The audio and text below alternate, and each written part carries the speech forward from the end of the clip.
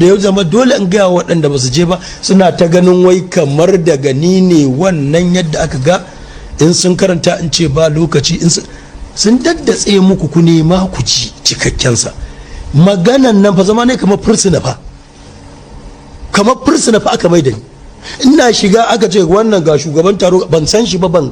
taba ganin sa ba sai dai bayan an tashi da ya gama nasabta min abin da ya ga dama ya juyo yana cewa da ni wai mun haɗu da kai a jama'atu nasrul islam.